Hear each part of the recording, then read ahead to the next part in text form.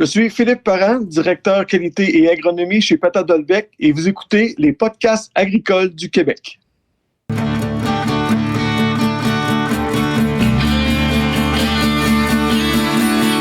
les podcasts agricoles à la vie, comme à l'école, on se parle de bricoles, de choses anticoles.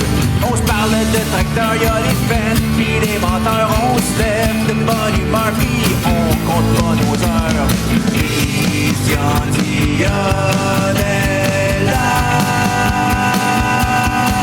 Agricole, agricole, agricole, agricole, agricole, agricole,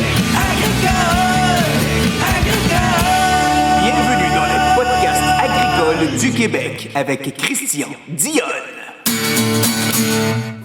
Hey, salut tout le monde, j'espère que vous allez bien. Christian Dionne pour les podcasts agricoles du Québec. Je voulais parler Spotify, Apple, vous pouvez aller donner une belle note de 5 étoiles. Ça va aider au podcast à grandir un peu plus puis à être plus facilement retraçable dans les moteurs de recherche.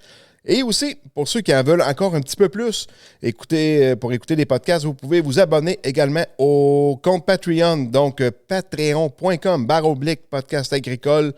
Au pluriel, à 4 $ par mois. Donc là-dessus, vous allez écouter Dionne et Couture remettre les pendules à l'heure avec mon agronome Alex Couture, où on fait une revue littéraire de chaque mois. Christian en équipe d'1, ça fait longtemps que je n'en ai pas fait, je suis vraiment dû. Et aussi, une fois par mois, on a le Dionne et la team Patreon, donc avec de tous les abonnés Patreon, on fait un Zoom mensuel avec ceux qui veulent participer, puis on met ça en ligne là-dessus. Donc, aujourd'hui, je suis avec un co-animateur. Salut, Sylvain. Salut, monsieur Eric. Moi, c'est Christian. T'en Oh, souviens ouais, non, non. Tabarouette. T'es-tu pacté, Sylvain? Pas encore? Non, pas encore. Pas encore. Sylvain Leroux, que vous avez déjà entendu dans le podcast, mettons, anglophone avec Philippe Chou qu'on avait fait. Philippe Chou. Et puis, t'as participé aussi 2 fois à l'État des cultures. Donc, le dernier qu'on a fait pour le bilan 2022, puis tu avais participé, je pense, c'était au mois de juillet. Oui, je pense, tu as raison. Donc, c'est la première fois que tu participes à un podcast où est-ce que tu ne seras pas filmé. Es-tu déçu? Non, ça fait plaisir. Vraiment content d'être là. Good. Parce que c'est sûr que tu n'es pas à Porte, tu habites à Saint-Placide, pas loin d'Oka. Tu avais affaire dans un coin, puis ça donne que le lendemain, dans le fond, on va avoir de quoi? Ensemble, d'une certaine façon. Fait que ça se fait tout à Drummondville, Saint-Hyacinthe. Demain, c'est à Saint-Hyacinthe qu'on s'en va. Fait que, tu sais, tant qu'à faire de quoi ensemble, c'est sûr que c'est plate d'être tout seul à la chambre d'hôtel, là. Fait que, puis là, j'avais planifié un enregistrement. Puis tu m'en avais parlé, j'ai planifié l'enregistrement, je t'ai oublié. Puis là, je t'en ai reparlé. Je dis, moi, y aller avec toi, pas de problème. Fait que, tu sais quoi, Sylvain, si tu as des questions à poser à l'invité, tu te gênes pas. Ça va être juste plus le fun, d'après moi, d'avoir un petit peu plus de questions. Fait qu'on va le challenger comme il faut. Parfait, ça. Hey, bonjour, Philippe, monsieur Philippe Parent de chez Patate Dolbec. Comment ça va, Philippe? Salut, ça va bien? Salut Christian, salut Sylvain. Salut. Ça va très, très bien. Écoute, juste pour faire la dernière fois, quand on a fait le dernier live sur l'état des cultures, une fois que l'enregistrement était terminé, j'avais dit à Sylvain, écoute, Sylvain, je sais que tu voulais venir chez nous, j'enregistre, puis ça te tente de venir? Ah, il n'y a pas de problème. Puis il y a quelqu'un qui a demandé dans le groupe, c'est avec qui tu enregistres? J'ai dit Philippe Parent de Patate Dolbec. Là, tout le monde a fait, ah oui, avec lui, ah, OK, hein? Là, il y avait peut-être rien que moi et Sylvain qui ne savaient pas t'étais qui, tu sais. Moi, je savais que tu travaillais chez Patate Dolbec, mais à part de ça, depuis combien de temps que tu es là, puis tout, puis tout le monde, tu sais, c'était tous des agronomes, dans le fond, tout le monde te connaissait. On voit que pour être connu de même de peu près de tous les agronomes qui étaient dans le live, ça fait longtemps que tu es là. Ouais, je vais essayer de ne pas te décevoir. Il n'y a pas de problème. Écoute, Philippe, tu sais, dans le podcast, moi, j'aime ça, faire découvrir du monde, faire découvrir des personnalités, des productions, peu importe. Et puis, vous autres, c'est le fun, on va parler des pommes de terre parce que c'est principalement votre marché chez Patate Dolbec. Ça s'appelle pas de Patate Dolbec pour produire du maïs, essentiellement. Et puis, vous êtes depuis peu dans la production d'alcool. On va faire un peu un tour de toi, un tour de l'entreprise aussi pour laquelle que tu travailles, que tu dois connaître assez bien les rouages depuis le temps que tu es pour eux autres. Et puis, on va te laisser aller. Fait que tu vas commencer. Tu vas nous parler un peu, mettons, d'où est-ce que tu deviens, les études que tu as faites, puis tout. Puis, on va te laisser aller là-dessus. Vas-y. Bon, je vais faire un tour de moi, là. Je vais faire ça vite, c'est le moins intéressant du podcast. Écoute, moi, je suis un Gaspésien, moi. Puis, Saint-Anne-des-Monts. Puis, mes parents, ils m'ont conçu là. À peu près ça, mon père est retourné aux études. On est allé rester à Kansas City, au Missouri. Puis, j'ai resté là 1 an. C'était un beau cadeau qu'ils m'ont fait. J'ai appris à parler anglais là. Puis je parlais franglais, anglais-français mélangé. J'aurais pu rester au Nouveau-Brunswick après ça, puis j'aurais fait partie de la gang. Après ça, j'ai resté 1 an à Sept-Îles. Après ça, à Amqui, j'ai resté longtemps, 10-15 ans, puis j'ai vraiment beaucoup aimé rester à Amqui. J'ai fait mon secondaire là, puis puisqu'il n'y avait pas de cégep, là, je me suis en allé à Québec, au séminaire Saint-Augustin pour le cégep. Puis là, j'étais en sciences. Fait que là, j'aimais la nature, la biologie, des choses comme ça, microbiologie. Ben, dis, regarde, en biologie, il n'y a pas de débouché. Fait que je vais m'en aller en agronomie, tout le monde travaille. Puis, il y a tout ce que j'aime là-dedans. Fait que je suis parti en agronomie à l'Université Laval. Fait que j'ai fait un bac. Après ça, pendant que je faisais mon bac, j'ai commencé à faire une maîtrise, dans le fond, même en 3e année de l'université, là, j'avais commencé à faire des parcelles, prendre des données, tout ça. Puis, après ça, j'ai fait une maîtrise. Puis, c'est pendant que je faisais ma maîtrise, là, j'ai commencé à travailler pour le vrai. Là, je n'ai plus des livres. J'ai travaillé dans les serres à l'université. Puis là, qu'est-ce qui a ouvert les portes pour Pata Dolbec, c'est que j'ai fait un travail pour Nutrit dans le temps. Nutrit avant que ce soit Synagri. Donc, là, dans ce temps-là, les GPS commençaient. Ils commençaient en 1997-98. Donc, Pata Dolbec. Moi, mettons, là, j'étais à l'ITO en 95. Puis le professeur qu'on avait, là, c'était Jacques Denis qui s'appelait. Il nous parlait des GPS. Mais le GPS, pour lui, les 3 lettres voulaient dire gestion des parcelles par satellite. Ah. Ça commençait dans ce temps-là. C'était, dans ce temps, c'est Global Positioning System. Mais, la gestion des parcelles par satellite. Ouais, OK. C'était pas ça. On va finalement être un peu dans le champ. Mais écoute, quand tu étais à Kansas City, ton père travaillait dans quel domaine, en fait? Ben lui, il faisait des radiographies dans un hôpital, là, d'un radiologiste. Puis il n'aimait pas vraiment ça. Fait que il a décidé de devenir chiropraticien. Fait que il est allé étudier là-bas. Ils ont tout vendu ce qu'il y avait à Saint-Anne-des-Monts. Puis on est monté là-bas dans notre Pinto avec rempli de bagages. Puis on est allé vivre là-bas pendant 3 ans. OK. Ouais. OK. Fait que dans le fond, c'était pour étudier en chiropratie à Kansas City. Oui, c'est ça. Ouais. Fait en Pinto, c'est dangereux. Là. Faut pas que tu te fasses rentrer dans le derrière. Là. C'était le confort, ça, là. C'était lettre dans le top, c'est encore lettre aujourd'hui.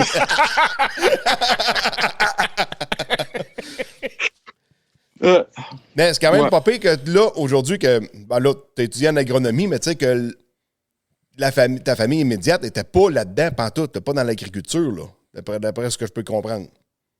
Oui, mais je pense que c'est un choix raisonné, là, dans le sens que, oui, j'aimais l'agriculture parce que mon père, là, il avait un grand jardin, puis ma mère aimait faire des fleurs et tout ça.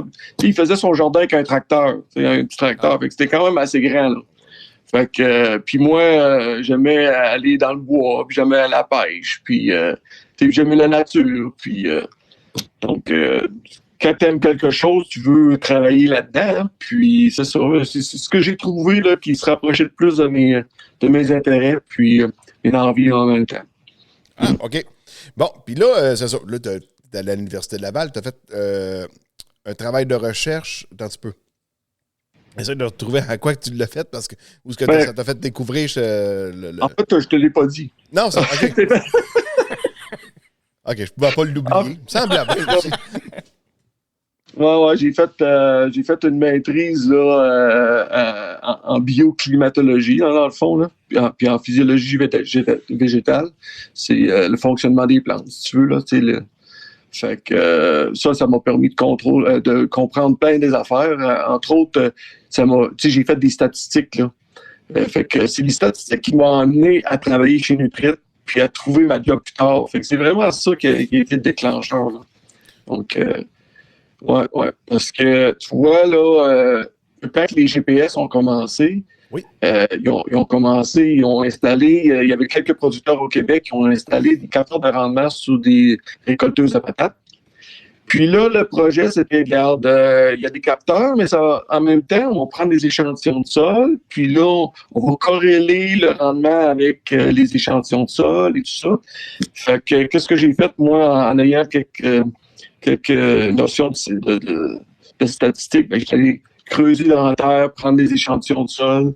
Après ça, j'ai pris des rendements, j'ai tout corrélé ça ensemble. J'ai fait un beau rapport pour Nutrit.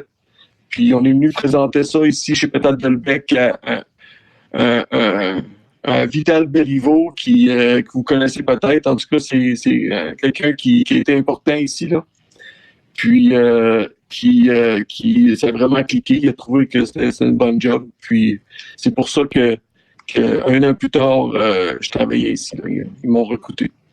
OK, ils t'ont recruté. Fait que chez Nutrit, avais-tu travaillé là ou t'as fait rien qu'un stage chez Nutrit? Ben, c'est juste un stage d'été, dans le fond. OK. Donc, je me suis fait connaître pendant ce stage-là. Puis, à un moment donné, il y a du monde en cravate qui sont arrivés dans le laboratoire. Moi, j'étais en sarrau, puis ils m'ont dit « Viens-t'en, on va aller dîner. » Puis le lendemain, j'avais un job. Fait que, ça a commencé comme ça, avec ce petit rapport-là. Tabarouette, OK. Fait que t'as fait un travail quand même assez ça coche, on veut, si t'as ouvert les yeux à Delbecq d'une manière de parler, là, mais... je l'ai fait... C'était quand même un beau rapport parce que c'était quelque chose qui était pratico-pratique. Oui. Tu vois, le résultat, dans le fond, là, Vital, il savait déjà les réponses de ce que j'avais présenté, sauf que j'avais mis ça en chiffres puis en graphique et tout ça. Puis, ça parlait vraiment beaucoup. Donc, ça confirmait là, de ce qu'on se doutait. Là, le pH, la matière organique, le phosphore. Puis à quel niveau que ça influence le rendement, puis quelle variété, tout ça. C'était vraiment intéressant. Puis, c'est ça. Ça a commencé comme ça. Là, on parle de quelles années à peu près? 98. 97, le Nutrit, puis 98, j'ai commencé ici. OK, tabarouette, OK. Fait que c'est pour ça, 25 ans, là, ça fait OK. C'est ça fait 25 ans. J'ai pas travaillé à nulle part d'autre dans ma vie, dans le fond, encore. Là.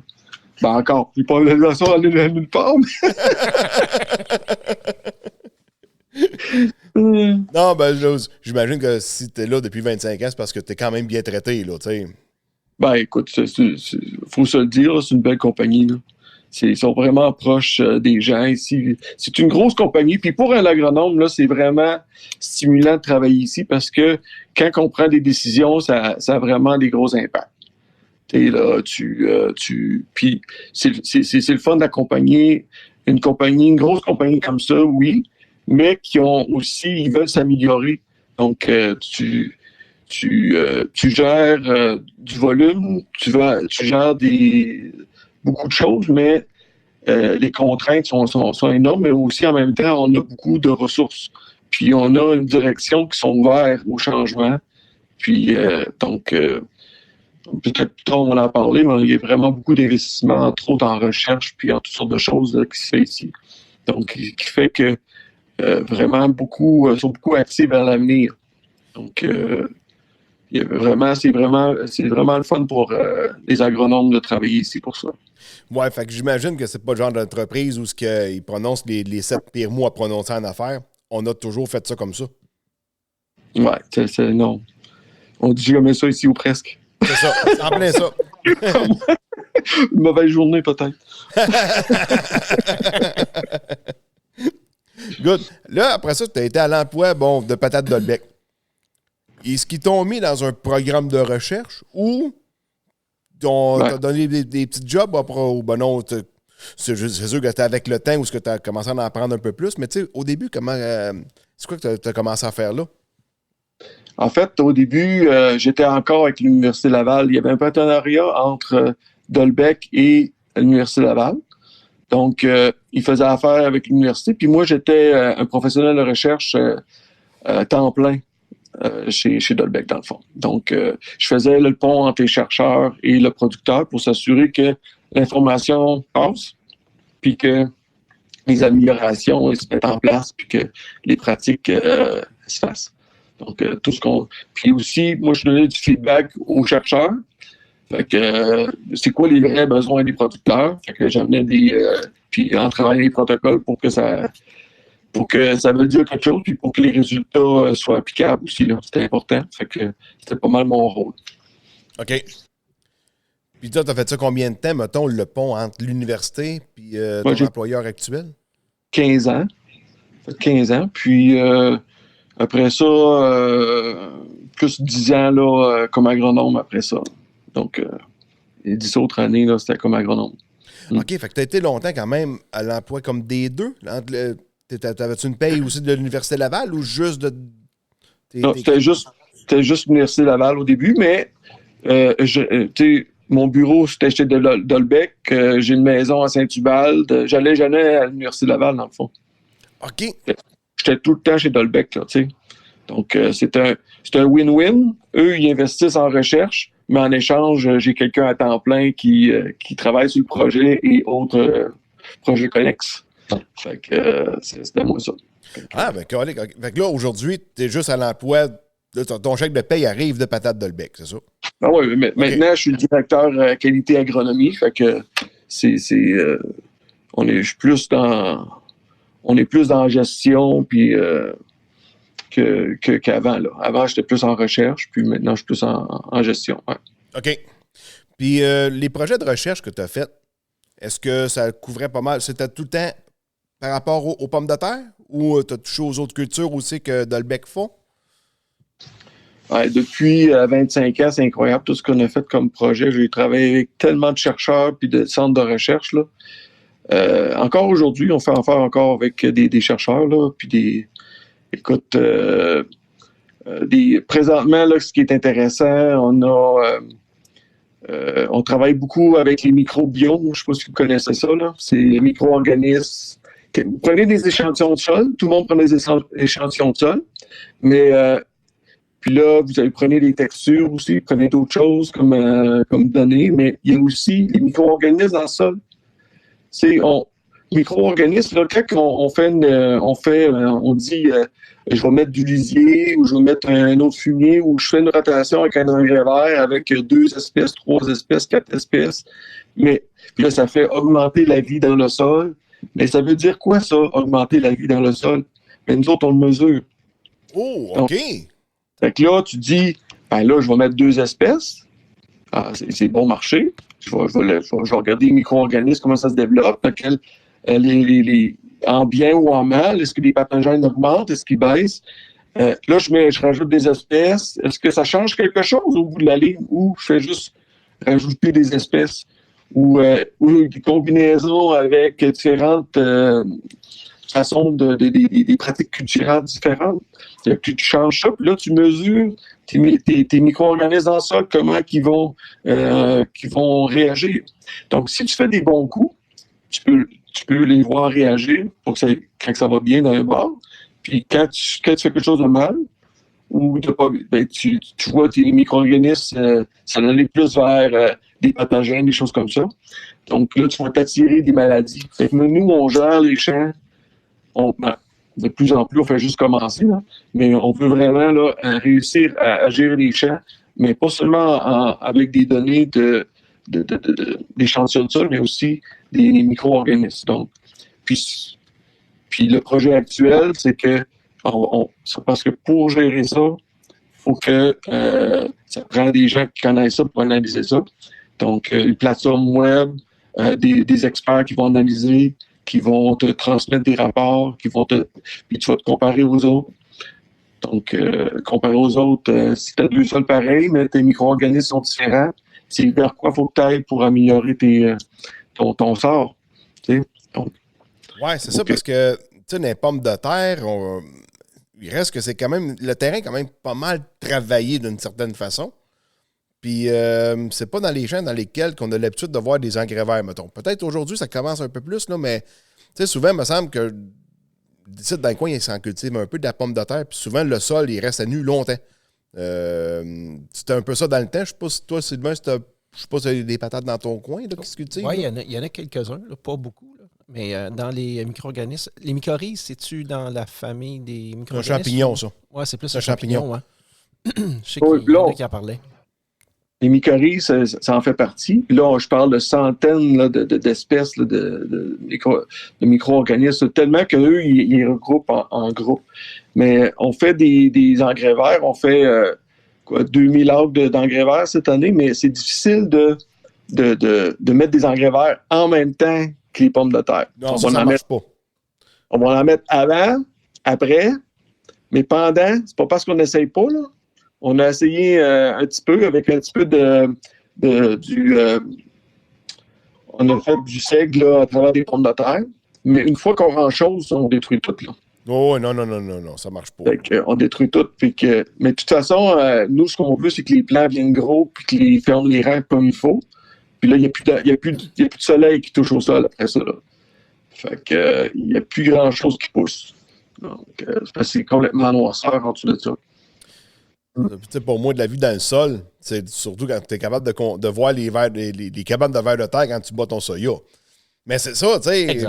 C'est pas mal ça, là, ça s'arrête aux vers de terre, des cabanes de vers de terre, mais tout le restant de la vie qu'il y a dans le sol, on n'a jamais mesuré ça, on ne le sait pas, on ne la voit pas, c'est tellement microscopique là, ce qui se passe là-dedans. Mais c'est intéressant ce que tu racontes, là, d'être capable d'aller mesurer tous les micro-organismes que tu peux trouver dans le sol. Fait que là, j'imagine qu'avec des engrais verts, bon, 1 ou 2 espèces, as-tu vu des différences? As-tu vu une augmentation de rendement par rapport à ça? Bien, on a fait des essais avec des biostimulants. Parce que des biostimulants, il y en a quelques-uns à vendre, hein? Puis finalement... on va se le dire, c'est des produits à forte marge aussi. Ouais, puis c'est plate pour ceux qui en font des bons, là, parce qu'il y en a beaucoup sur le marché. Il y en a qui s'improvisent là-dedans parce que c'est probablement de l'argent vite fait, là. Tu sais, un petit mélange, là, puis... mais c'est rare que quelqu'un m'arrive avec des données et dit « Regarde, j'ai essayé ça des patates. Puis ça a fonctionné. » Puis quand on monte un pourcentage, ça a augmenté de 50% mes rendements. Ils viennent de me perdre là parce que il y en a 2 autres qui ont passé cette semaine, puis eux autres aussi, ça a augmenté de 50%. Je suis rendu à 150% d'augmentation là, cette semaine dans mes rendements. Ça n'a pas de bon sens. Là. Il faut vraiment être plus critique, puis prendre en compte tous les aspects, dans le fond, de la culture. Donc, c'est pas une one size fit all puis que ça marche à tout coup. Il faut savoir pourquoi quelque chose fonctionne puis dans quelles circonstances. Lorsqu'on prend lorsqu'on utilise je partais pour dire micro, Guillaume, voyons. Des biostimulants? Biostimulants. Quand on utilise des biostimulants, c'est pas toujours... on l'a calculé, puis c'était quand même assez décevant. Fait que, parce que peut-être que ça fonctionne dans d'autres circonstances, puis c'est sûr qu'il faut trouver. Puis dans quelles circonstances ça fonctionne. Fait que c'est un peu ça. Fait que faut pas arriver et dire à quelqu'un, tiens, mon biostimulant, essaye ça. Il dit, ben, essaye-le, mais faut que ça fonctionne, voici la recette pour que ça fonctionne. Là, j'embarque, tu sais. Parce que tu as fait tes devoirs et tout ça. Puis, parce que sinon c'est juste... Ça fonctionne pas tout coup. Non, c'est ça. Mais souvent, ils amènent tout le temps... Ben, quand ils viennent de le présenter, ça a tout le temps une augmentation de rendement. Mais ça ne veut pas dire que ça va vraiment se refléter. C'est ça qui arrive. Là. Exact. Je sais pas si tu as fait... parce que je sais que toi, tu fais de l'arrosage à forfait, Sylvain. Ouais. Je sais pas si tu t'en fais proposer ou des clients qui te le demandent. Ouais, là, tu fais te proposer ça, puis peut-être qu'on penserait peut-être l'arroser ou je sais pas. Ben, il y en a qui en ont... l'entreprise avec qui on travaille, là, ils en ont fait essayer, puis ils nous en ont fait appliquer juste pour voir si ça avait un impact ou pas. Je peux pas dire les résultats encore, je sais pas. On les connaît pas, là. Mais mettons qu'il y en a des produits, là, il ne faut pas que ça soit au soleil, aussitôt que tu l'as, il faut que tu le mélanges. En tout cas, ça devient compliqué à gérer des fois, là. Ah ouais, tabarouette. Ben oui, ben c'est vivant, hein? Ouais. Donc, tu sais, la théorie est là. En pratique, ça devrait fonctionner. Il y a pas, ça ne veut pas dire que ça ne fonctionne pas tout le temps, là. Des fois, ça doit fonctionner. C'est juste la façon que c'est amené puis vendu, peut-être le problème aussi, là. Il faudrait peut-être que ce soit plus... En tout cas, moi, j'ai pas de bonne expérience jusqu'à date, là. C'est plutôt pitché dans ma cour, puis t'essayes ça. En tout cas, Oh, ouais. on a d'autres choses à faire, là. Il faudrait que tu m'aides un peu plus que ça, là. Ils ont grande terre, eux autres, ils vont dire oui. Habituellement, c'est le contraire. On n'a pas le temps, pour des essais. Non, c'est ça. Puis là, c'est de faire une stripe, l'arroser une stripe, puis de peser la stripe, tu sais. Ah ouais. Mais ça, c'est ça aussi. Il faut que ça prenne un protocole qui est bien fait, puis qui faut pas que tu dises « Ah, c'est vrai, j'aurais dû prendre ça comme donnée. Je n'ai pas pris assez grand. On va recommencer l'année prochaine. » Bon, c'est une perte de temps. Fait que, tout ça pour dire, c'est pas juste les biostimulants, mais c'est en général, là, c'est bon d'avoir des indicateurs puis des protocoles qui fonctionnent. Là, ouais, c'est ça. Bon, là, aujourd'hui, là, t'es rendu comme... T'avais-tu d'autres projets de recherche que tu voulais nous jaser avant de s'en aller un petit peu plus loin? Peut-être... je sais pas ce qu'on a parlé tantôt, là, avant qu'on vienne en ondes, là, mais on avait une idée de traiter à taux variable les dorifores. Les dorifores qui est les bébites à patates, là. Oui. Ouais. Donc... il existe des systèmes soit par soufflerie ou par aspirateur qui est non chimique. Mais c'est pour en avoir déjà eu, il y avait ça ici chez Patate Delbecq dans les années 80. Puis c'est quand même quelque chose qui est ardu. Puis pour une grande superficie, c'était très peu utilisable, mais l'utilisation à taux variable de produits, là, ça peut être quand même une bonne avenue.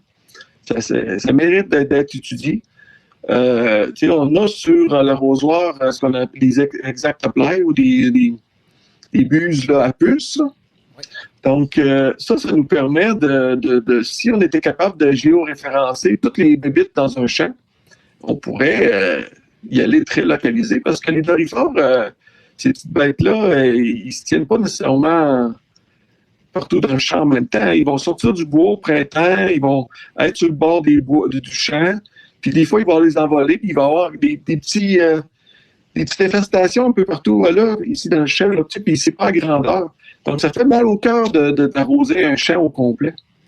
Fait que c'est sûr que si on était capable de mapper ou de photographier les dorifores en continu sur un arrosoir, par exemple, au fur et à mesure qu'on avance, puis qu'on puisse traiter au fur et à mesure les dorifores à taux variable, on réduirait là, vraiment beaucoup là, les applications. Puis ça serait vraiment, vraiment efficient. Ouais, ça prendrait comme des espèces de radars un peu pour aller détecter les bébites sur les feuilles, dans le fond, là. Ouais, on avait commencé le projet avec l'INRS, puis finalement, les fonds ont tombé. Puis là, c'est l'INO qui ont commencé ça, l'Institut national de l'optique. Donc, on se parle de temps en temps. Là, ils sont là-dessus. Là, je suis moins impliqué parce qu'ils font leurs propres affaires. Puis qu'ils vont... Mais l'idée vient quand même là, d'une idée qu'on avait sortie ici. Puis, j'essaie de les enligner là, pour que ça soit vraiment adapté aux producteurs aussi, là, pour que ça soit applicable. Donc, si on veut que l'arrosoir, par exemple, on veut qu'elle roule à 14 km/h, par exemple. Puis là, les caméras, ils sont sur l'arrosoir, puis ils photographient en continu lorsqu'ils avancent. Puis il faut que le traitement se fasse instantanément. Donc, contrairement au drone, il faut que tu mappes un champ au complet, tu fasses tes cartes, tu sortes tes bébites, puis ça, tu renvoies ta carte à l'arroseur. Là, oublie ça, là. Non, parce que quand tu vas être prêt à aller arroser, les dorifores vont changer de place. Ah, ça se peut. T'sais? Ça se peut. Parce que là, si tu as les caméras directement sur la machine, un peu comme le laser à taux variable, là, avec, c'est quoi, des green seekers, je pense? Exact. Fait que, je sais pas, tu sais, je dis ça de même. Est-ce que la chlorophylle de la plante change quand elle se fait manger par des bébites? Tu sais, si c'est le cas, ça serait peut-être plus facile de même. Je dis ça, je dis rien, tu sais, je suis pas un expert là-dedans, là, je viens de pondre une idée de même, là. En tout cas, si jamais ça marche, je vais prendre 50% des autres. Non, c'est pas vrai.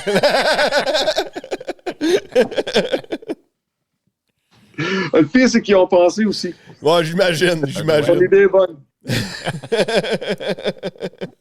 Ben, la technologie avance tellement vite. Oh, ouais, quand ça même, va vite, là. Il va y avoir quelque chose qui va être disponible Parce pour faire ben, du spot comme ça. Là.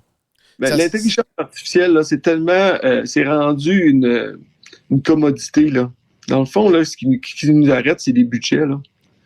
Puis, les projets qui sont priorisés, c'est ceux qui sont rentables pour quelqu'un qui a quelque chose à vendre après avoir fait l'algorithme, dans le fond, là. Tu sais, si tu fais un algorithme et tu réussis à diminuer les produits de 40% au Québec au complet parce que tout le monde peut se l'acheter puis que c'est quelque chose de très facile à utiliser puis qu'il n'y a pas d'abonnement, rien.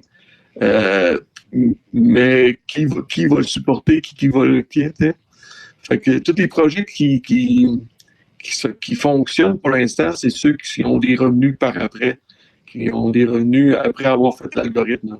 Donc, c'est sûr que ce côté-là, ça demande quand même à être subventionné si on tient vraiment à avoir un impact sur l'agriculture durable au Québec. Là, tu sais. Fait que c'est des choses comme ça qui ne sont pas payantes pour le producteur à financer parce que ça coûte trop cher, mais vraiment un gros impact là, que tout le monde utilise. Là. C'est ça.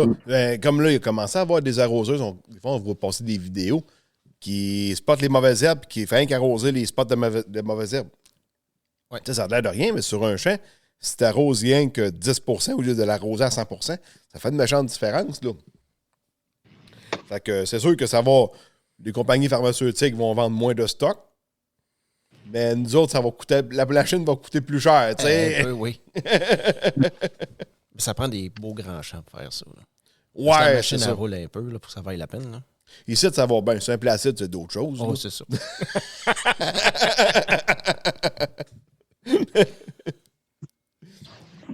Good, mais c'est quand même un beau projet de recherche, là. Veux pas là, ce que tu nous parles de là. Fait que. Non, mais c'est comme on disait, la technologie avance tellement vite. T'sais, le gouvernement voudrait bien qu'on les réduise, ces pesticides, mais le gouvernement ne fera rien. C'est la technologie qui va l'amener. Ouais. En tout cas, c'est quand même une façon évidente là, que ça peut aider, là, mais ça coûte tellement cher à développer. Là. Non, c'est ça. Une fois que la roue est partie après ça, une fois qu'elle va être, mettons, mise en marché, après ça va avancer vite, mais c'est rien du point A jusqu'à la mise en marché. C'est là qui est raide. Puis une fois que ça marche, il faut que tu le vendes. Pas tout le monde va embarquer là-dedans la première année. Là. On va le checker à aller, là, puis mec, que ça aille mieux, on l'achètera. Puis les prix baissent aussi avec le temps. T'sais, on le voit, mettons, rien que le prix des TV. Quel prix qui était dans le temps, puis au prix aujourd'hui, qu'est-ce que tu as comme TV? C'est, la technologie, elle vient plus qu'elle avance, moins qu'elle est chère souvent. Plus disponible, en tout cas. Plus disponible, pour nous autres, oui. là. Ben, à un moment donné, c'est parce que tu es capable de faire baisser tes coûts de production. Exact. Fait que, tu sais, quand que ça commence à marcher, tu l'envoies en Chine, ça coûte moins cher. C'est tout le temps de même. Hein? Toujours eux autres qui finissent par faire tout. Ben oui. Good. Bon, hey, mais... puis des projets du genre chez Dolbec, en faites-vous plusieurs en même temps ou vous pognez un problème, ben pas un problème, mettons, une recherche, vous concentrez là-dessus ou ben non, vous en faites plusieurs en même temps? Ben, dans le temps, là, quand que j'étais professionnel de recherche, j'en faisais beaucoup, là, dans tous les domaines. Fertilisation et tout, là, les grilles, là, phosphore, là, c'est fait en partie ici, ça. Avec Léon-Étienne Parent, là, les grilles de fertilisation en phosphore dans la pomme de terre, là. c'était fait ici, en grosse partie. Il y a on a parlé de caméra puis intelligence artificielle, mais au centre d'emballage, là, c'est la même chose. Là. Ils ont développé là, un algorithme là, qui aide à trier les patates. Là. Il y avait déjà sur une machine, mais elle n'était pas assez performante. Fait qu'ils ont engagé une compagnie, puis ils se sont mis sur le cas, puis ils vont monter là, l'efficacité de la machine. Là. Donc, moins de pertes. La machine va mieux trier, puis il va avoir moins de pertes de patates. Fait que, c'est une commodité, puis c'est quoi ton idée? Dans le fond, c'est quoi l'idée? Ils sont capables de le faire. Là. Faut que tu trouves le monde pour le faire aussi. Puis, ouais, c'est ça. Puis, c'est ça. Mais il y a du monde compétent en masse. Ça, c'est assez surprenant. Ouais. Il y a du bon monde pour faire ça. Puis, ça prend du temps et de l'énergie. Puis, ouais. Oui, parce que comme des trieurs, mettons, pour les grains de soya, t'as qu'à avoir un petit jet d'air pour sortir le grain du crible, des affaires de même, là. Il y en a dans tous les domaines. Là. J'ai vu passer une vidéo l'autre fois. Je pense que c'est des patates, pas des patates, des tomates cerises. Puis tout ce qui est à verre, mettons, ils sortaient ça du lot.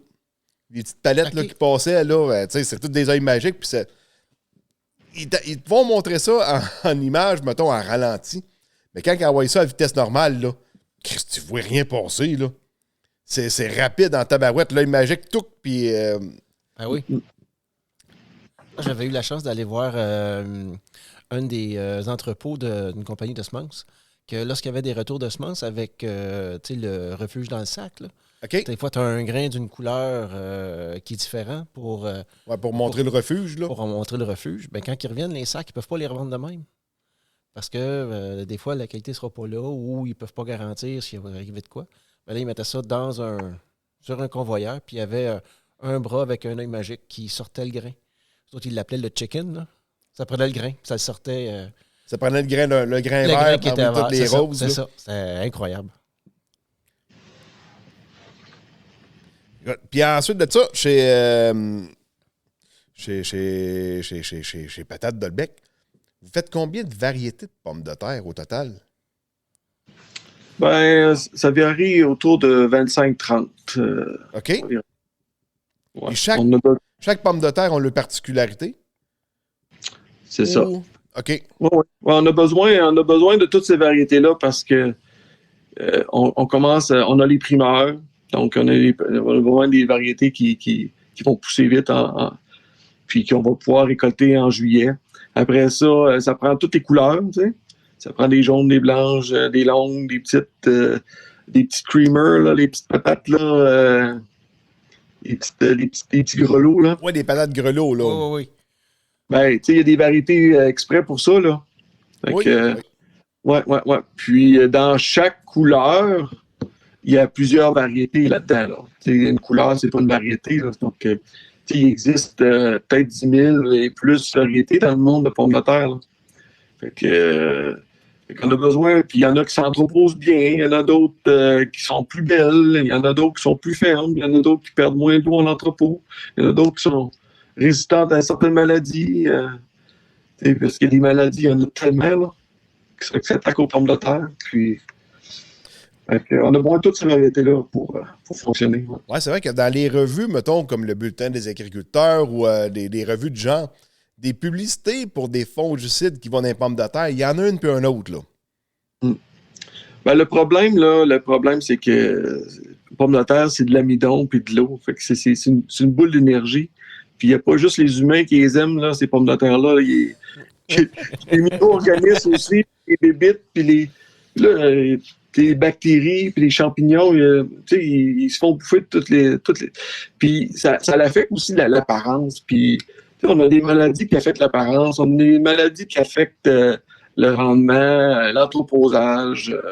Puis en plus, ils sont sensibles aux blessures. Si tu manipules pas bien, ils vont faire des pops, ils vont casser, ils vont fendre, c'est épouvantable. Puis en plus, ils vont perdre beaucoup d'eau dans l'entrepôt, ils vont ramollir, ils vont germer. C'est extrêmement dur de garder une pomme de terre longtemps. Donc, c'est vraiment tout un défi. Puis c'est pour ça qu'on a investi vraiment beaucoup là, dans l'entreposage, puis la gestion des pommes de terre au centre d'emballage. Parce que, justement, pour être capable de gérer tout ça, parce qu'on vend des pommes de terre, là, on garde nos pommes de terre 12 mois par année. Oui. Ouais, fait que on arrive en août, septembre, puis on a encore nos pommes de terre l'année passée, là, l'année d'avant. Puis ils sont presque aussi belles que quand on les a récoltées, à cause des technologies qu'on a mises dans les entrepôts.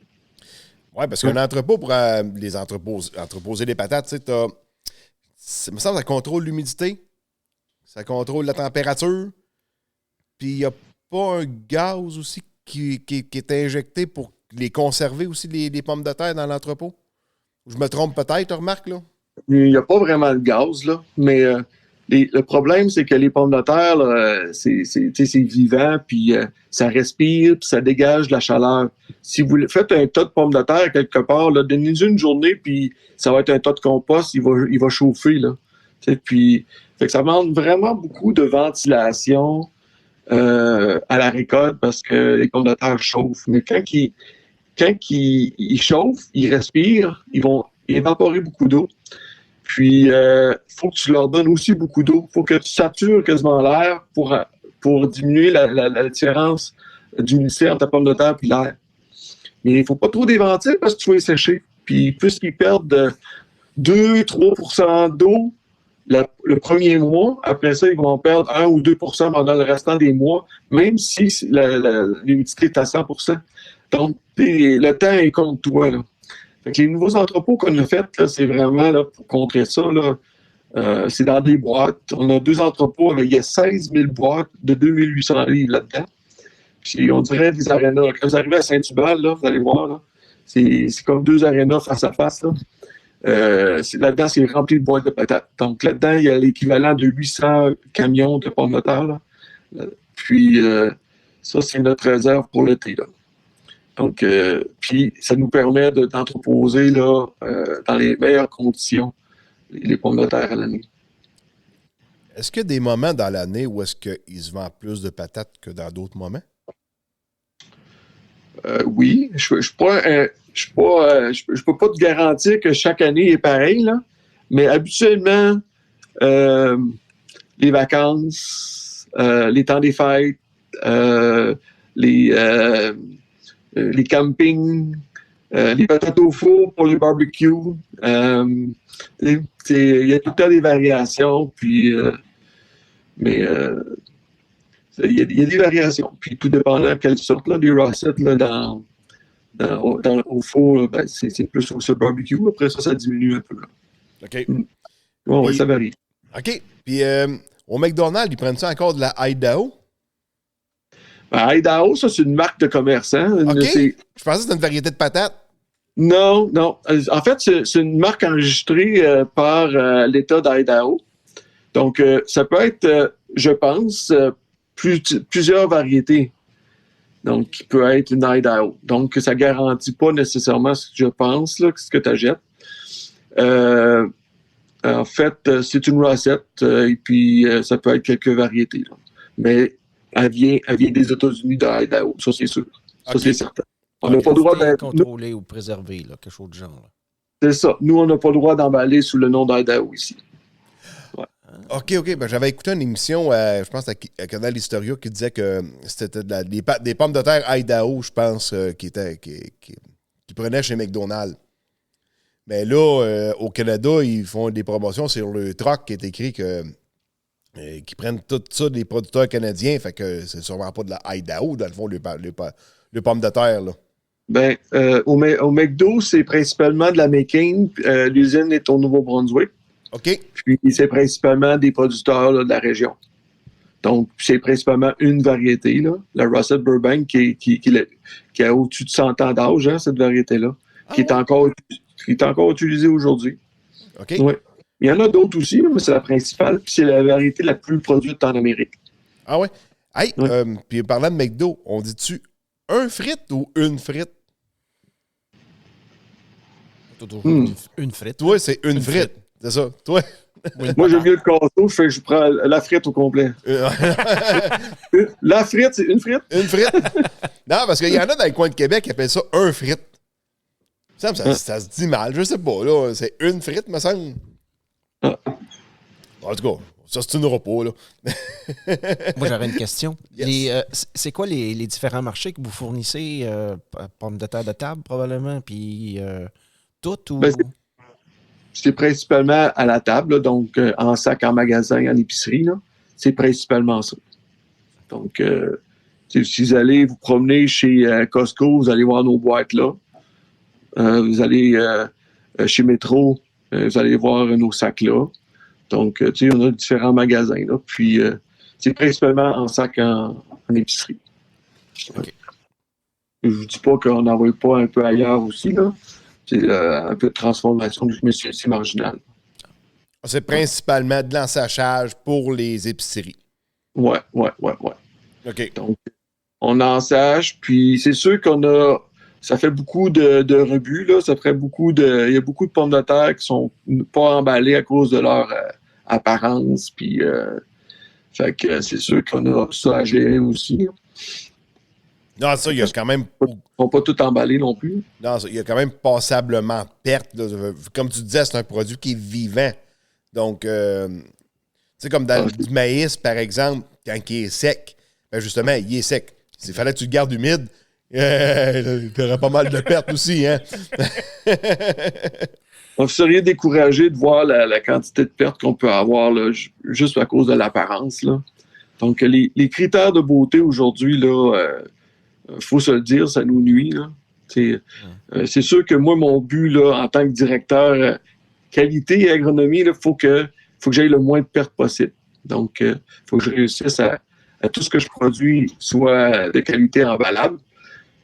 Parce que jeter 6, 10, 20% de notre récolte, là, c'est pas écologique non plus. Là. On ne veut pas ça.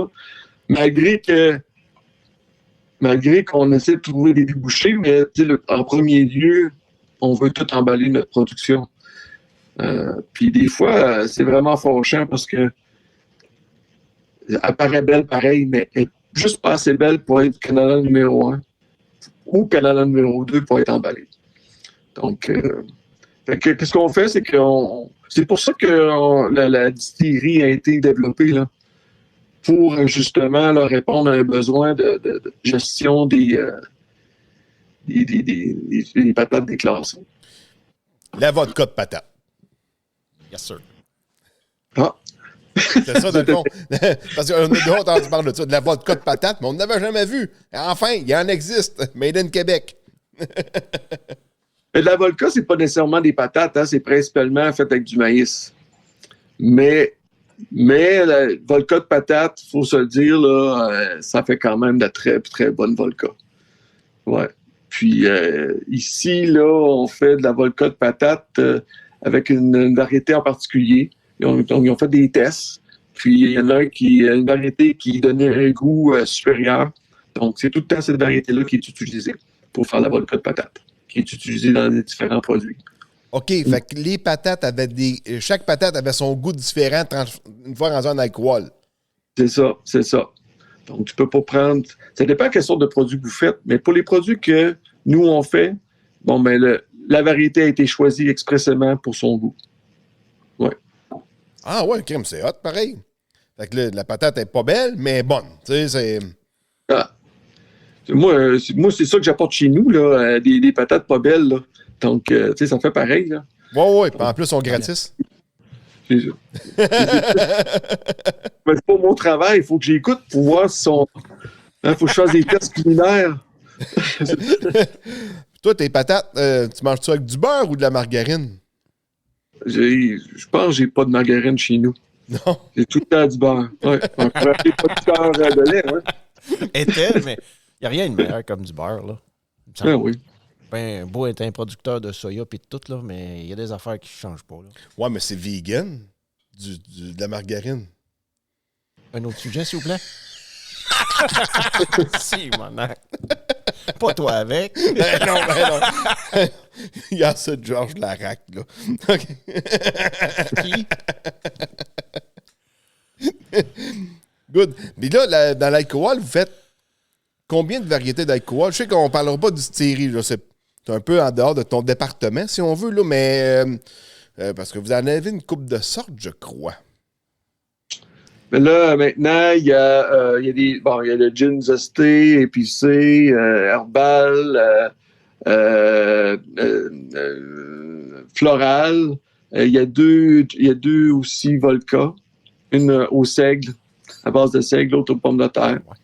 OK. Donc, les deux ont des goûts différents, hein? Vraiment. Là. Ben, moi, j'ai un peu de misère avec ça, l'alcool. J'ai tout le temps eu l'impression, tu sais, quand tu prends une gorgée, ça me brûle l'œsophage. On dirait que j'ai de la misère, ça goûte tout pareil pour moi. j'ai jamais eu de plaisir, on aurait dit, à prendre ça. Tandis que là, maintenant, c'est le gin que j'avais essayé pour le fun. Puis ça m'a pas brûlé l'œsophage. Puis là, j'ai dit, OK, c'est bon. Mais dans les autres alcools, j'aime mieux quasiment le mélanger. Je peux rester, j'ai de la misère. J'ai bien de la misère avec ça. Le gin herbal est fait avec l'alcool de patate. OK.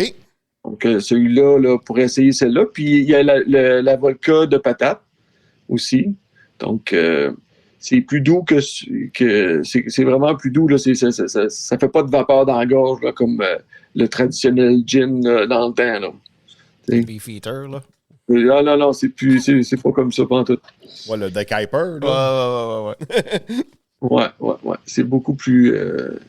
puis il y a vraiment plus de goût. Même la vodka a du goût, là. Donc, c'est vraiment intéressant. Ah, good.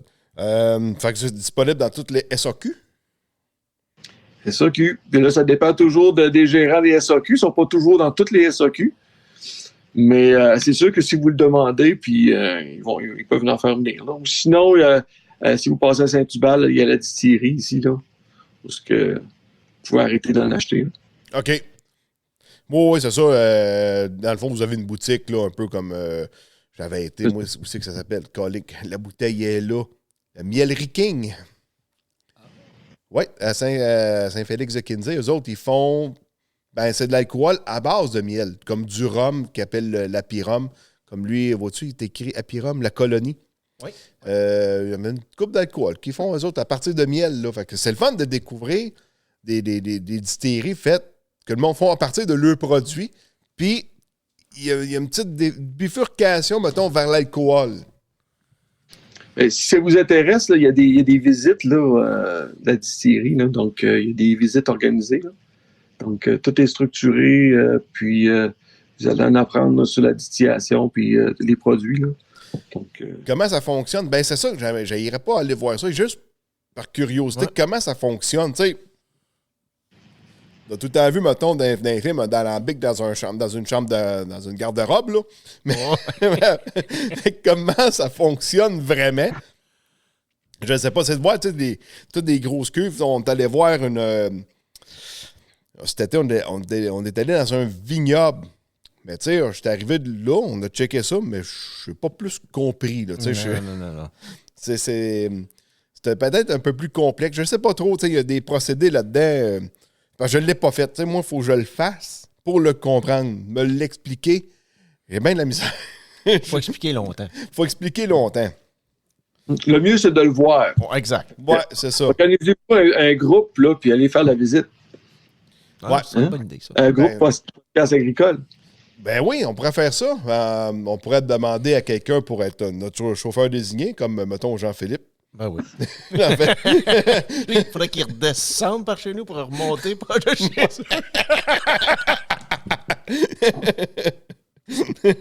Ouais, c'est ça. Pas sûr qu'il y a trop de ben, s'il fait ça, il va faire mauvais. Parce que lui, quand il passe à la route, quand il y a de longue route à faire, il fait tout le temps mauvais. Écoute, Philippe, tu nous l'as dit avant qu'on commence à enregistrer, vous cultivez combien de grandes terres chez Patate Dolbec? Ben, c'est pas loin de 10 000 acres de terre. Puis là-dessus, on fait presque 4 000 acres de pommes de terre. Puis sur les 4 000 acres de pommes de terre, il y en a 300 acres qui est en semences. Donc, on produit notre propre semence. Là. Vous faites un peu du Beneron? Vous faites un peu de bin run? De bin run. Non, c'est vraiment une industrie à part, la semence. Là. OK, non, du bin run, dans le fond, c'est qu'on prend un peu notre soya pour le ressemer, par exemple. Du soya qui est dans le silo, puis on le ressème. Mais c'est pas ça que tu fais, là. C'est ça que je te dis, c'est complètement une industrie à part. Là, c'est fait exprès pour être de la semence. On réutilise pas nos pommes de terre pour aller en semence, là. OK. Je pourrais y revenir, là. Je vais finir mes ancrages. Il y avait... des fois, on fait un peu de sec pour la distillerie. Donc, on fait 50, 100 arbres de seigle d'automne. On fait du blé d'automne. On fait du soya. Donc, ça, on en fait 3000 arbres. Ensuite, 2000 arbres là, ça varie toujours, là, d'engrais verts. Puis, environ 6 à 800 arbres de maïs, là. Donc, maïs, on en fait pas. On en fait un petit peu moins que si on compare au reste, là, parce qu'on est limité dans nos degrés chauds aussi. On est à côté là, sur le bouclier canadien en haut, puis on peut pas. Le maïs ne pousse pas tant en haut. Là, fait on reste sur le bord du fleuve, dans nos meilleures terres, puis on monte un peu au nord, puis à un moment donné, ça commence à être moins rentable. Fait qu'on s'en tient parce que c'est plus rentable. Là, puis. Quand tu parles de 2000 acres en engrais vert, est-ce qu'il est en engrais vert durant toute la saison? La plupart, oui. Parce que je sais qu'il y en a un autre qui a passé au podcast, par exemple, Louis Pérusse. Lui, avec des producteurs de pommes de terre, justement, il y a des producteurs qui font un an complet avec des mélanges d'engrais verts, puis l'année d'après, ils font des patates. Après ça, ils font un an d'engrais vert, un an de patates. En tout cas, de ce que j'ai compris, je pense que c'est un peu de même qui fonctionne. Mais tu sais, pour que tu laisses une terre en engrais vert pendant une année, avant de faire ta pomme de terre, c'est parce qu'il doit y avoir une augmentation de rendement quand même assez significatif pour que tu sautes un an de revenus sur cette terre-là. Là. Ah, c'est évident, là. Ça fait toute une différence. Là. Ah oui, tant que ça. Oui. Puis ça vaut vraiment la peine de le faire. Puis nous, on a tous les types de sols, mais les années que c'est un an complet en engrais vert, c'est calculé notre affaire. On sait pourquoi qu'on le fait. Mais si on fait ça dans un autre sol à côté qui est plus riche, qui voit... Parce que c'est l'eau qui fait faire beaucoup de rendement dans les pommes de terre, surtout.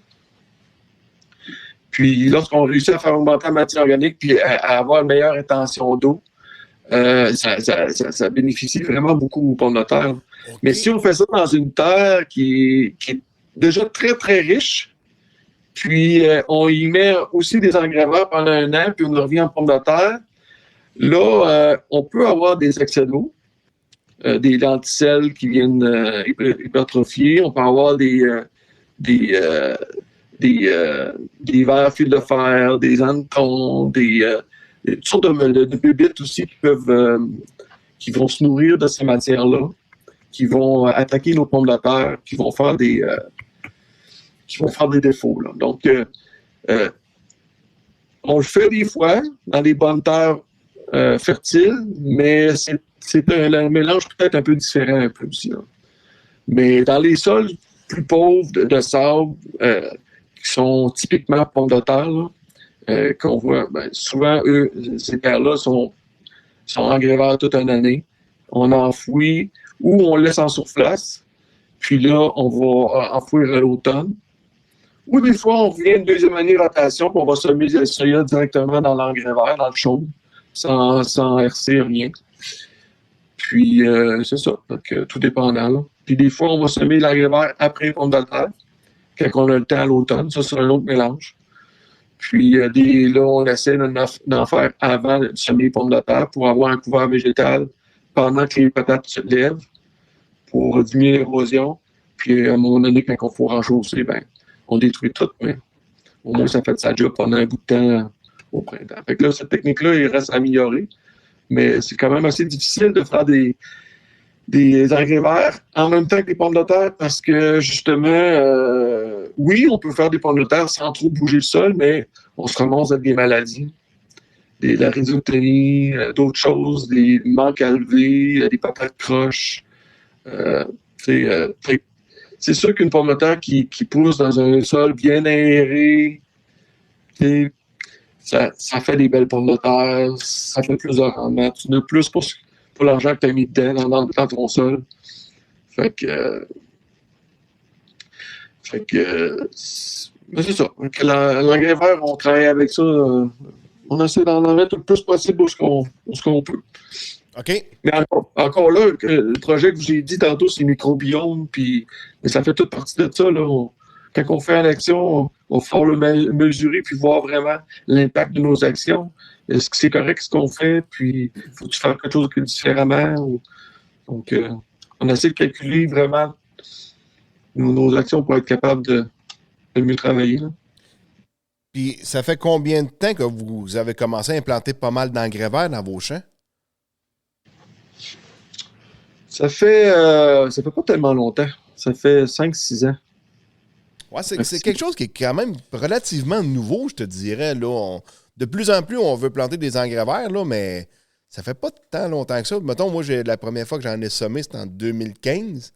Mais il faut qu'on aille l'automne aussi pour ça. Là. Tu sais, des automnes, des fois, là, après le soya, là, on a de la misère à sortir le soya du champ. C'est pas le temps d'aller se promener là-dedans avec une semeuse non plus. Là. Non. Tu sais, mais vois-tu, puis après ça, en 2018, je crois, 2017, j'ai commencé à faire du semis du couvert végétal. C'est la première année que j'ai fait ça. Ouais. J'en ai fait 2 ans. Depuis ce temps-là, j'en ai refait. Il me semble que oui, mais c'est pas tous les ans. Tu sais, autant 2018, 2019, semer des engrais verts, il fallait l'oublier. 2020, il mouillait quand même assez souvent à l'automne. Dans le blé d'Inde, il s'est mis à faire beau, mais tu sais, à la dernière minute. Ouais. Mais tu sais, c'est pas toujours évident, mais tu sais, on en somme, tu vois un gain, là, tu veux continuer, mais ça prend la météo aussi qui collabore d'une certaine façon, là, tu sais. C'est la partie qui est vraiment pas évidente, mais tu sais, malgré une pomme de terre, si tu en récoltes au mois de juillet, on s'entend que tu as quand même du temps. Tu vas avoir une belle plage à un moment donné pour pouvoir en semer. Tu sais, dans le soya, quand tu récoltes, dépasser l'action de grâce, quand il mouille, ça ne sèche plus bien, là, tu sais. C'est ça. Fait que si on plante, si on sème au printemps, c'est pas le même mélange qu'après les pommes de terre à l'école, puis c'est pas le même mélange qu'en septembre. C'est certain. Donc, c'est pas toujours le même objectif non plus. Là. Donc, mais les pommes de terre, ça a quand même une plus-value à la vente. Là. Donc, tu fais augmenter ton rendement juste un petit peu, puis ça vient de payer ta culture de rotation que tu n'as pas faite. À tabarouette à ce point-là. Ouais, c'est bon. Ah oui, mais il faut qu'elle soit toute vendable, par exemple. T'sais. Oui, non, on s'entend. Là. Si tu sommes un engrais vert et que tu récoltes des patates remplies de verre fil de fer, là. Ouais, c'est ça. Mais quand tu en sommes le printemps des plantes de couverture, c'est-tu parce que tu vas semer des patates, c'est prévu que tu vas les semer plus tard en saison? C'est-tu pour ça? Si j'ai plante avant les patates, que je sème avant les patates? Ben, en fait, c'est pour gérer l'érosion éolienne, là, parce que qu'on veut faire ça. Parce que quand on plante des patates, là, on herse avant, puis et avant que les patates, puis on herse vraiment pas mal. Là. Ouais. Fait que là, quand que les pommes de terre lèvent, ça prend du temps, là, ça prend 4-6 semaines là, avant qu'il y ait un petit plan. Puis ça prend quasiment 1 mois et demi avant que tu aies un plan qui a de l'allure là, qui va empêcher l'érosion. Là. Fait que c'est sûr qu'avoir un petit couvert végétal jusqu'à la levée, jusqu'au renchaussage, ça peut être intéressant. Fait que c'est un peu là-dessus qu'on travaille, mais là, c'est sûr que ça vient nuire, là, peut-être aussi nos herbicides, là, qui sont des herbicides là, dans le champ natif et tout ça, là, donc ça peut être plus compliqué. Là. Donc, ça fait partie de nos défis. Là. Donc, aussi, ça peut remplacer peut-être les herbicides. Là. Fait que c'est un objectif qu'on a, là, de mettre une plante de couverture, semer des patates, renchausser, à la dernière minute, les renfermes, plus de lumière au sol, pas de nouvelles herbes, puis tu te rends jusqu'à la fin, ça serait donc bien merveilleux. OK. Ouais, ça pourrait arriver. Hein. C'est de trouver le Mais- bon mélange.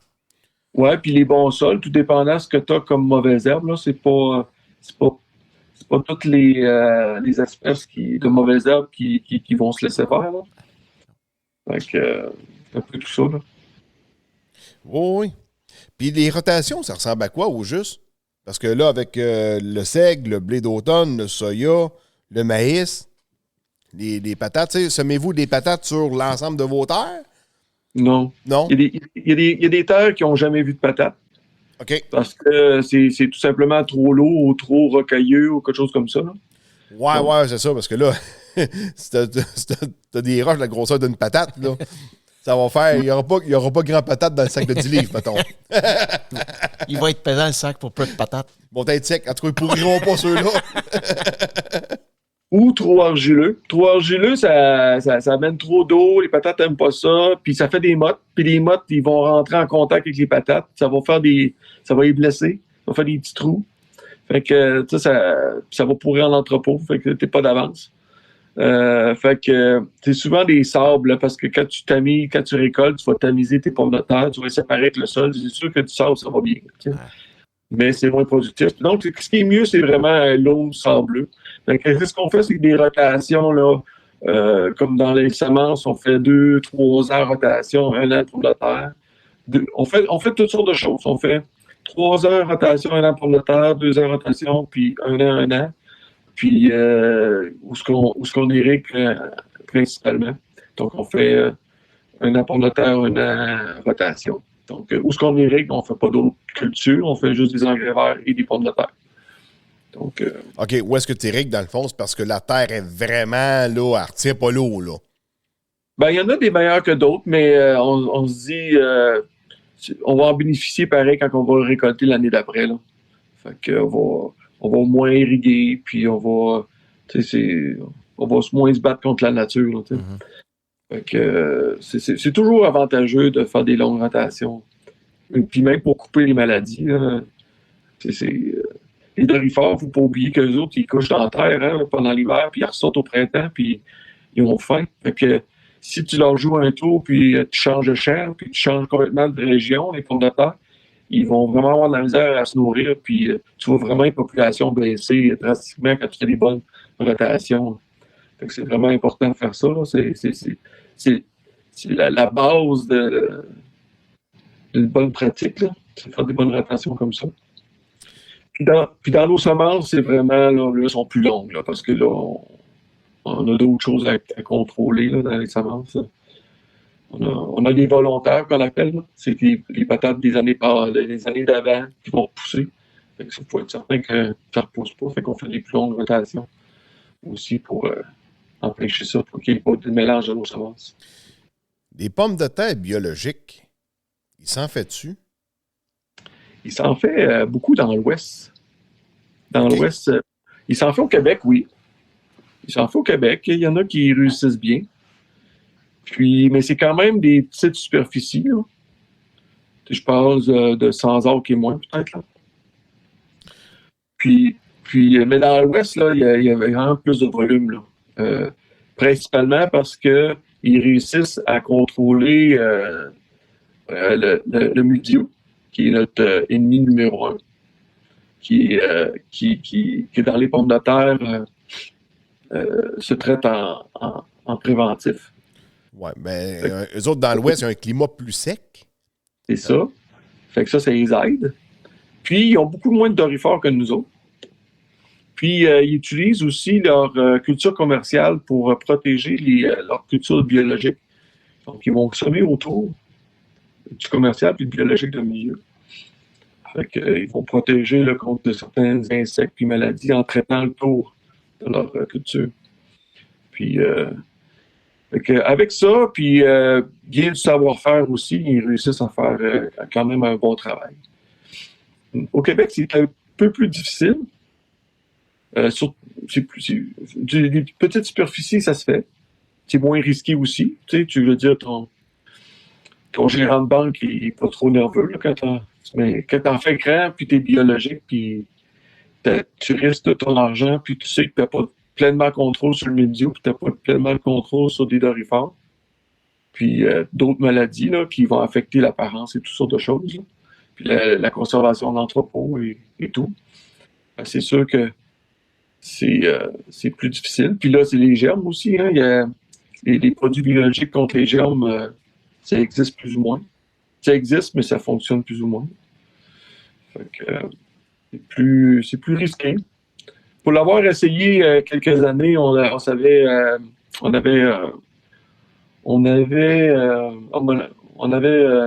mis une partie du centre d'emballage en biologique, on l'achetait à l'extérieur, puis on emballait. Donc, il fallait laver la fin de semaine, le centre d'emballage. On emballait des produits d'un autre. Puis, on vendait, quoi, c'était une palette ou 2 par semaine. Avec comme ça. Par contre, peut-être que le marché était plus ou moins prêt dans ce temps-là, là, puis ça se vendait pas tout. Fait que, peut-être non plus que les épiceries, c'est pas la meilleure place pour vendre ça non plus. Tu sais, là, ouais, comme un Super C, mettons, par une épicerie peut-être un peu plus spécialisée. Mais dans les champs où est-ce que tu fais 1 an d'engrais vert, puis après ça, 1 an de patates, est-ce que tu pourrais mettre un label, mettons, agriculture régénératrice?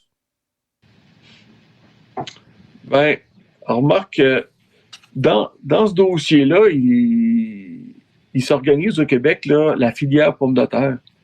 Puis ce regroupement-là fait que ça va regrouper la plupart des producteurs du Québec qui veulent s'améliorer, puis qui veulent partager leur savoir-faire. Donc, dans la filière, tu vas avoir des gens qui vont vouloir vraiment partager leurs connaissances, puis on va avoir aussi des chercheurs là-dedans, des transformateurs. Donc, comment ça fonctionne? C'est que Christian Dionne, excellent producteur de pommes de terre, a trouvé une façon de défaner les pommes de terre mécaniquement sans aucun produit. Il sait comment faire, développe la méthode comment faire, présente ça à la filière. La filière va montrer aux autres comment faire. Il va y avoir un suivi des producteurs, leur dire comment exactement pour réussir, comment faire le procédé. Puis dans le fond, répandre les bonnes pratiques. Fait que si engrais vert plus pomme de terre, on découvre que c'est vraiment la meilleure pratique. Je ne dis pas que ça va s'appeler régénératrice ou quelque chose, là, mais au moins, je ne sais pas quel nom qu'on pourra leur donner, là, mais l'idée, encore une fois, c'est de mesurer les impacts de cette rotation-là, puis d'en parler aux autres. Mais c'est sûr que ces filières-là, au bout de la ligne, ils vont vouloir aussi promouvoir les bonnes actions des producteurs de pommes de terre au Québec. C'est un peu aussi l'objectif, là. Mais avant de le dire, on va le faire. T'sais. On va s'assurer d'avoir des bonnes pratiques avant de commencer à le faire. Ah, mais c'est sûr, c'est correct. Puis, quand que vous faites de l'irrigation, là, est-ce que tu vas te puiser directement dans la rivière? Oui, c'est dans des rivières. OK. Comme toi, dans ton coin, c'est la rivière Sainte-Anne qui est là? On a la rivière Sainte-Anne, on a la rivière Batiscan. OK. On puise de l'eau, oui. Donc, dans ces 2 rivières-là. Puis, dans les champs où tu fais 1 an d'engrais vert, est-ce que tu vas irriguer pareil? Ou tu vas irriguer juste pour les patates? On n'irrigue pas l'engrais vert. OK. Non. Mais la plupart des pompes sont utilisées toutes les années ou presque. Ben, je te dis pas que c'est pas impossible. Là. Si on fait... c'est pas impossible, mais c'est jamais arrivé encore. Donc, l'équipe vont plutôt s'attarder aux pommes de terre. Là. Ils n'ont pas mal aussi. On est rendu pas loin de 1500 acres irrigués. Donc, on a un plan là, d'augmenter à chaque année pendant 10 ans. Là. Puis l'objectif, là, c'est d'aller chercher un moins 2500 acres. Donc... Puis ça, c'est-tu comme un peu comme dans l'Ouest, un pivot central, puis ça tourne en rond? Ben, c'est des pivots. C'est des pivots, puis ils ont des pivots, mais il y en a qui ont des petits bras articulés au bout, là, qui vont plier là, pour faire les petits raccoins dans des champs. Là. Puis il y en a même qui vont laisser tomber des morceaux de rampe là, pour pouvoir faire qui vont se détacher pour faire une partie plus étroite du champ. Là. Ouais. Fait que, il y a toutes sortes de modèles, là. Parce qu'on c'est pas quelque chose qui est commun de voir, mais tu sais, dans l'Ouest, il y en a. Aux États-Unis, il y a une partie qui est plus désertique un peu, on en voit. Puis, eux autres, les champs, t'as fait pour ça. Tu sais, c'est des champs d'un 1000 par 1000 divisé en 4. Fait que dans chaque carreau, tu mets un pivot là-dedans, puis c'est tout cultivé en rond. Mais tu sais, quand tu joues dans les settings du GPS, là, tu as l'option pour aller en rond là-dedans. Oui. Mais tu sais, de la manière que les champs sont faits de 1 pour s'égoutter, parce qu'on a trop d'eau à gérer. Fait que c'était toutes des planches étroites, faites sur le long. Ouais. Puis c'est un peu pour ça aussi que le nivelage, là, c'est un phénomène québécois. C'est de la manière que les terres sont faites. Ouais. Ben, aussi, les terres ont été boulées dans le temps. C'est pour faire des planches rondes, des dos d'âne, là, quasiment. Ouais. Là. Fait qu'on répare un peu les erreurs du passé, mais c'est pour ça qu'on nivelle comme ça. Dans l'Ouest, t'as un carreau de terre, puis cultive là-dedans, contourne les ronds frais, puis on n'a pas la même mentalité. Les terres n'ont pas été faites de la même manière non plus. Là. Mais eux sont en canton, sont en carré. D'autres, on est en cignerie, on est en rectangle bien long. Fait que si on n'était pas. Fait que si tu n'en as pas une coupe de coller après l'autre, ça fait. J'ai fait dans un travail de recherche, mettons. Quand j'ai passé quelques fois à Choix Radio X cet été, il fallait que je parle à un moment donné des Pays-Bas parce qu'il y avait beaucoup de manifestations là-bas. Et puis, je me suis rendu compte, à un moment donné, j'avais en avant de moi la carte. Il y avait la frontière entre les Pays-Bas et l'Allemagne. Puis quand j'ai vu les champs, je dis « Oh! OK! Je pense que tous les champs, le système seigneurial, il est inspiré des Pays-Bas. Parce que autres, pourquoi que ça s'appelle les Pays-Bas? Cultivent en bas du niveau de la mer. Ouais. Les planches sont étroites et longues. En France, en Allemagne, partout, tu sais, ils cultivent où est-ce que ça donne, on dirait des trapèzes, c'est tout croche. Tu sais, c'est tout croche. Mais aux Pays-Bas, allez voir ça sur Google Maps, là, les planches sont toutes étroites et longues. On peut prendre des mesures, puis d'après moi, ils marchent en arpent, eux autres aussi.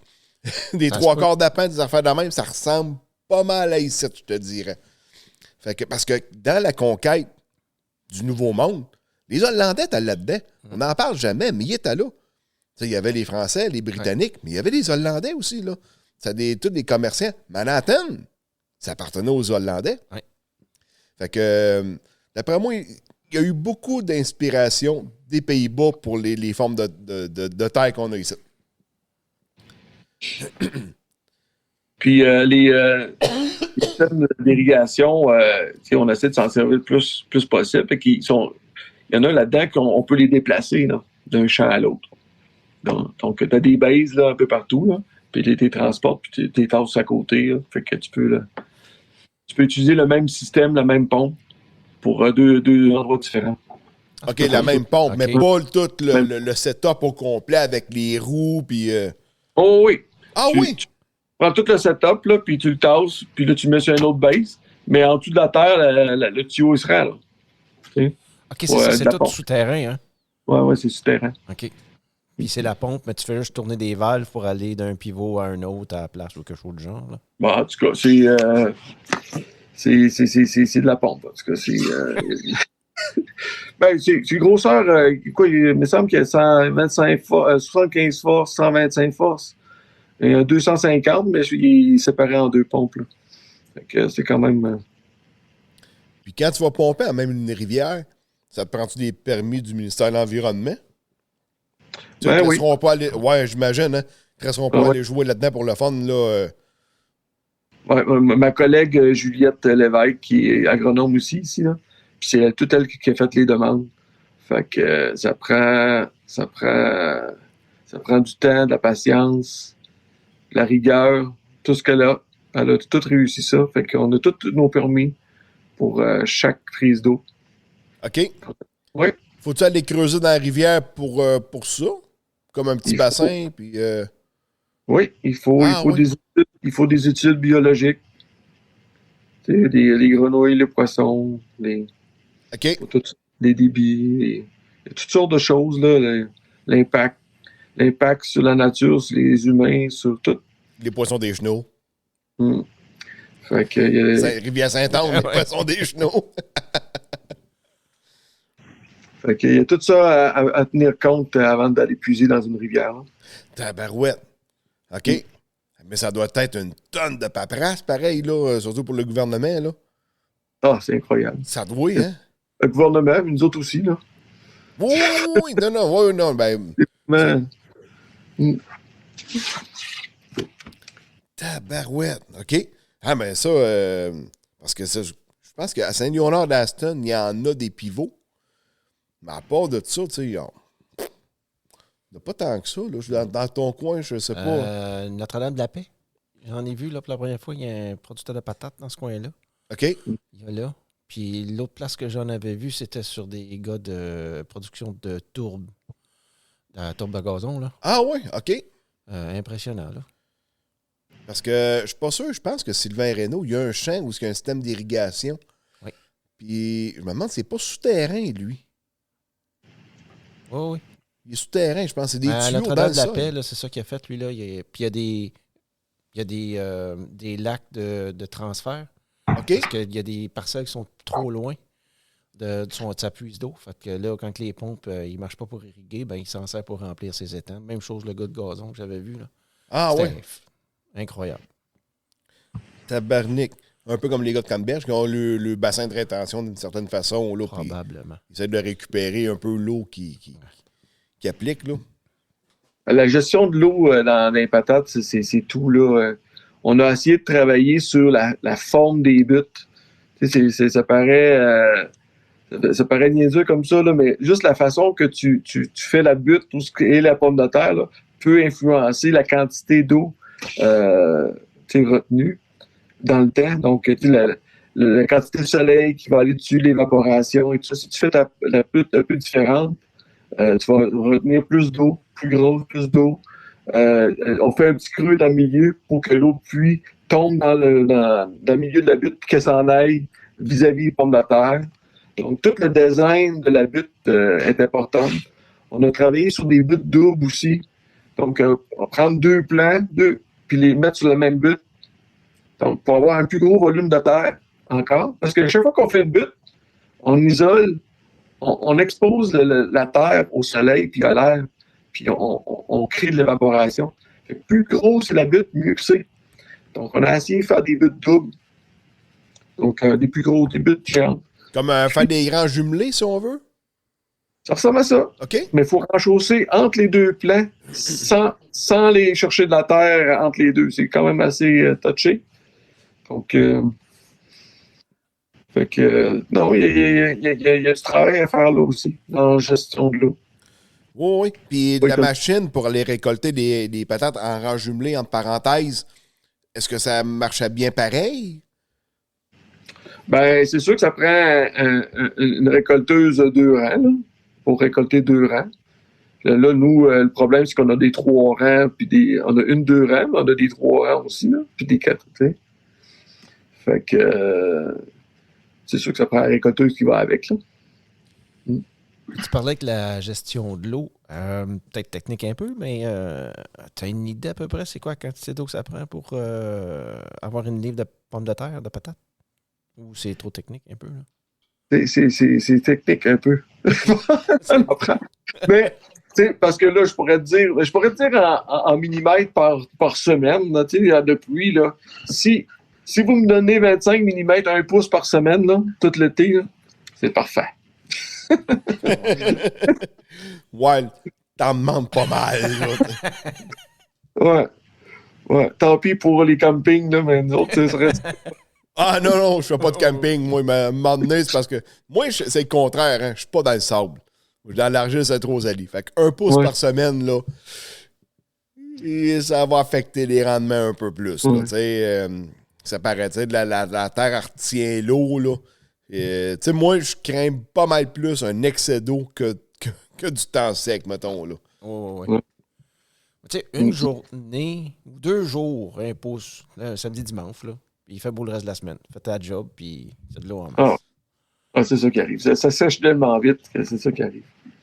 Ouais, mais c'est ça, tu sais, dans le sable, ça retient moins l'eau. Dans la grosse terre forte, c'est vraiment c'est jour pas la nuit, là, tu sais. Mais le truc, c'est ça. Le truc, c'est que faut que ton plan se développe rapidement. Puis quand tu rends chose, il faut vraiment que les rangs soient fermés après ça. Parce que là, tu viens de brasser la terre puis exposer la terre à l'air puis au soleil. Mais dans la semaine qui suit, là, si ton rang peut fermer puis que les plants se touchent, là, c'est complètement à l'ombre en dessous de ça. Là, ça garde son eau. Là, t'es bien parti. Ta saison est bien partie. S'il pleut, il peut mouiller, il peut pleuvoir un pouce aux 2 semaines, puis ça va être correct dans certains sols. Ça va pardonner. Dans ce cas-là, faut pas qu'il y ait le dorifort pour faire des trous puis que la terre voie le soleil. Dorifort, puis toutes les autres maladies qui s'attaquent au feuillage, qui vont laisser passer le soleil, c'est le début de la fin. Quand le plant commence à tomber puis à avoir des maladies, mais là, tout s'ensuit. Là. Et puis quand, question même pour la semence, là, est traitée, mais tu pas mal plusieurs sortes d'insecticides sur la semence de pommes de terre, par exemple? Ben, elle peut être mise sur la semence ou dans le rang, l'insecticide. Donc, en semet, là, un peu comme un pop-up liquide, par exemple, là. Ouais. Mais il y a beaucoup plus de contraintes qu'avant là, pour ces affaires-là. Donc, c'est des produits qui sont beaucoup plus réglementés aujourd'hui, puis c'est rendu vraiment plus difficile à faire. Ça prend des...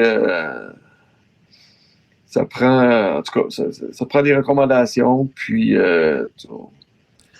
Okay, dans le fond, c'est parce que c'est vraiment plus des néoniques que tu vas mettre sur les pommes de terre pour les protéger, par exemple. Dans la famille. C'est ça. C'est ça. Dans la famille des néoniques, puis là, ça prend une justification agronomique, je veux dire, là, pour pouvoir en appliquer. Là.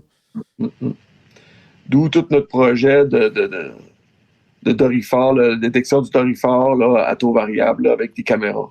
Où on pourrait tout gérer ça par après. Donc, avec une bonne rotation, puis des applications au besoin, ça ferait pas mal plus de sens. Parce que ça, les dorifores, quand que tu vas arroser pour ça, souvent, c'est un néonique que tu vas arroser qui est dans l'arroseuse, dans le fond. Là. Non, on n'en utilise pas sur le feuillage. Là. OK, donc, c'est vraiment plus dans le sillon. Ouais, on a à peu près 3 à 4 produits là, qu'on peut utiliser. Donc, puis on n'utilise jamais le même 2 fois. Donc, on essaie de contrôler la résistance parce que si ça arrive, on peut être mal pris assez vite. Là. On l'a déjà connu une fois en 95. Donc, il faut vraiment travailler comme il faut pour gérer la résistance. Oui, parce que ça peuple assez vite, pareil, des bêtes. C'est pas long de créer de la résistance. On parle à 2 à 3 générations par année. Là. Oui. Ça va assez vite. Good.